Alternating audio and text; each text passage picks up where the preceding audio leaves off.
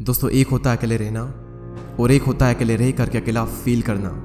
भले ही हमारी टेक्नोलॉजी बहुत ही एडवांस हो चुकी हो, हम चांद तक क्यों ना पहुंच गए हो, लेकिन हमारा सबकॉन्शियस माइंड उस रफ्तार से डेवलप नहीं हो पाया है।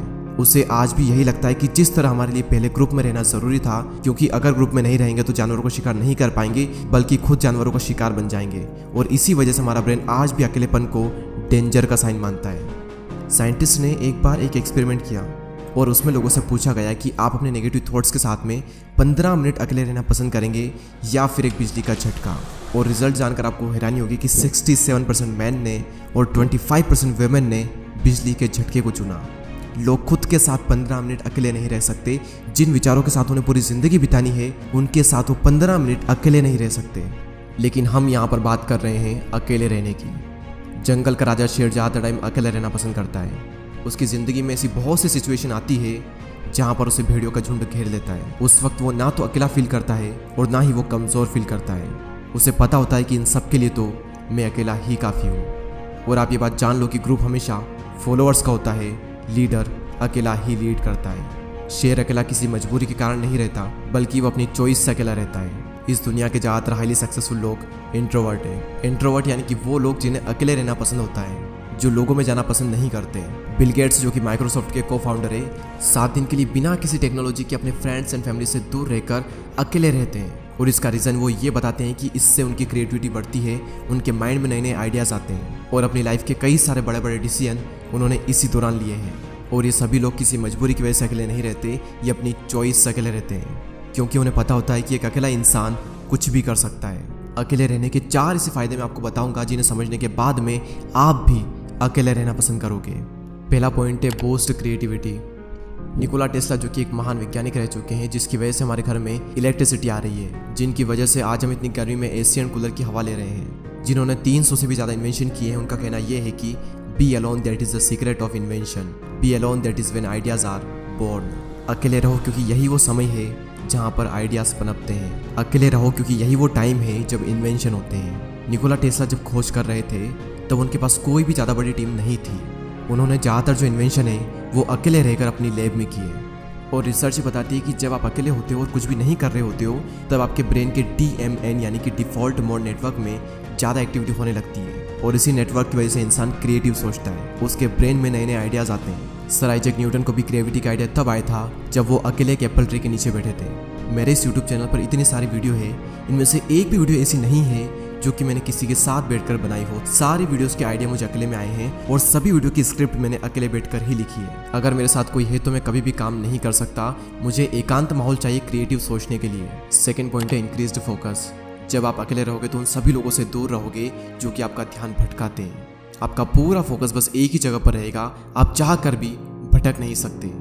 आज से 4 साल पहले जब मैंने अपनी यूट्यूब जर्नी स्टार्ट की थी, तब मेरी लाइफ में सिर्फ 3 से 4 ही फ्रेंड थे और उनसे भी मेरा मिलना बहुत ही कम होता था। उस वक्त मैं ज़्यादातर टाइम अकेला ही रहता था और मुझे बहुत अच्छा लगता अकेले रहना, क्योंकि अकेले में मैं एक जोन में होता था। मैं भगवान का बहुत ही शुक्रगुजार हूँ कि उस वक्त मुझे लोग ज़्यादा पसंद नहीं करते थे। मेरी लाइफ में बहुत ही कम लोग थे और उसी वजह से मैं फोकस कर पाया और आज कुछ बन पाया, सिर्फ और सिर्फ क्योंकि मैं आइसोलेशन में था। अब ये आइसोलेशन क्या होता है? एक होता है अकेले रहना और एक होता है अकेले रह करके अकेला फील करना। अकेले फील करना यानी कि लोनलीनेस, अकेलापन। इसके लिए आपकी लाइफ में 1 से 2 लोग होने चाहिए, कुछ खास लोग जिनसे आप टाइम टू टाइम मिल लें, अपने दिल की बातें शेयर कर लें और उसके बाद फिर ख़त्म। और एक होता है अकेले रहना यानी कि आइसोलेशन, जहाँ पर आपका focus, creativity and productivity next level पर होती है। आइडियाज़ आते हैं, हम ग्रो करते हैं, अपनी क्षमताओं का पूरा इस्तेमाल करते हैं। और यही हुआ मेरे साथ जब मैं आइसोलेशन में चला गया। तीसरा सबसे बड़ा फ़ायदा सेल्फ अवेयरनेस। आप खुद को जान पाते हो। दोस्तों, एक बार मैं खाना खाने के बाद वॉक पर जा रहा था। रास्ता काफ़ी लंबा था, आधा रास्ता बीत गया।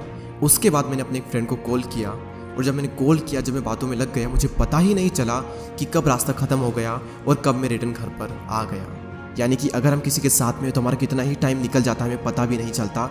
बड़े बड़े रास्ते छोटे पड़ जाते हैं अगर हम किसी के साथ में होते हैं तो। लेकिन जब हम अकेले होते हैं तो वही समय, वही रास्ता थोड़ा लंबा लगता है और हम अपने बारे में ज़्यादा सोच पाते हैं। सेल्फ अवेयरनेस के लिए, खुद को जानने के लिए अकेले रहना बहुत ज़रूरी है। और अगर आपको ये लगता है कि आप सेल्फ अवेयर हो, आप खुद को बहुत ही अच्छे तरीके से जानते हो, तो आप सभी लोग ये बात जान लो कि 5000 ऐसे लोग थे जिनको ये लगता था कि वो सेल्फ अवेयर हैं, लेकिन जब उनका सेल्फ अवेयरनेस का टेस्ट किया गया तो उनमें से सिर्फ 10 से 15% ऐसे लोग थे जो कि सेल्फ अवेयर थे। जिन्हें अपना पेशेंट पता था, जिन्हें अपनी स्ट्रेंथ पता थी, जिन्हें अपनी वीकनेसेस पता थी। बाकी लोगों के अंदर सारी चीज़ें हैं लेकिन उन्हें पता कुछ भी नहीं है। तो अकेले समय बिताओ और खुद को जानो, क्योंकि जो पूरी दुनिया को जानने में लगा रहता है वो किसी को भी नहीं जान पाता, लेकिन जो खुद को जान लेता है वो सभी को जान लेता है। नेक्स्ट पॉइंट यहाँ पर आता है मास्टर योर इमोशन। यहाँ पर फिर से वही बात आती है कि जो इंसान अपने इमोशंस को समझ लेता है वो पूरी दुनिया के इमोशंस को समझ लेगा। Royal Enfield, Mountain Dew, Maggi और ऐसी और भी कई सारी कंपनी के आपने एडवर्टाइजमेंट जरूर देखे होंगे। ये सभी कंपनी जब भी ऐड करती है तो ये कभी भी अपने प्रोडक्ट के बारे में बात नहीं करती है। वो ये नहीं बताती कि इनके अंदर क्या क्या इंग्रेडिएंट्स है, क्या क्या स्पेसिफिकेशन है, इसका टेस्ट कैसा है।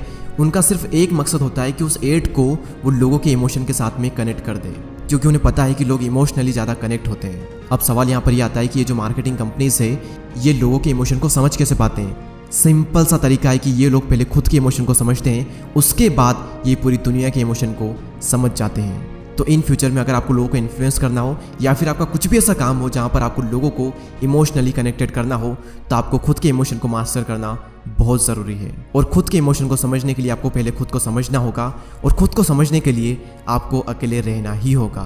तो इसलिए अकेले रहें, एकांत में रहें और अपनी पूरी आत्मा एक काम में डाल दो। एक दिन लोग आपसे मिलने को तरस जाएंगे। दोस्तों इस वीडियो में इतना ही। अगर आपको ये वीडियो अच्छी लगती है तो लाइक करें एंड चैनल को सब्सक्राइब करके बेल आइकन को प्रेस करें। मैं आपसे मिलूंगा अगले वीडियो में, तब तक के लिए जय हिंद, जय भारत।